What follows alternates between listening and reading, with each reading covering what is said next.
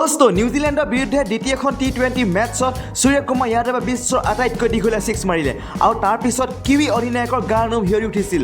তেতিয়াহ'লে দোস্ত আপোনালোকে যদি চাব বিচাৰে সূৰ্য কুমাৰ যাদৱে এই দীঘলীয়া ছিক্সটো কেনেকৈ মাৰিলে তেন্তে ভিডিঅ'টো লাইক কৰক, চেনেলটো ছাবস্ক্ৰাইব কৰক, বেল আইকন টিপক আৰু নটিফিকেশ্যন অলত ক্লিক কৰিবলৈ নাপাহৰিব।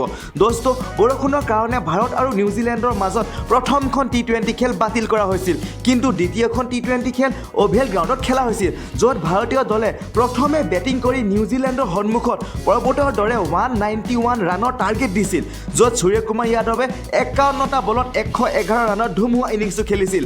ঈশান কিষানেও 31টা বলত 36 ৰানৰ অৱদান আগবঢ়াবলৈ সক্ষম হৈছিল। তাৰ পাছত দোস্ত যেতিয়া নিউজিলেণ্ডৰ দলটোৱে এই টাৰ্গেটটো চেজ কৰিবলৈ খেলপথাৰলৈ আহিছিল, তেতিয়া ভাৰতীয় বলাৰসকলে নিউজিলেণ্ডৰ বেটছমেনক আচৰিত কৰি ধুৱাধাৰ বলিং কৰে আৰু ইটোৰ পাছত সিটো আউট কৰাইছিল।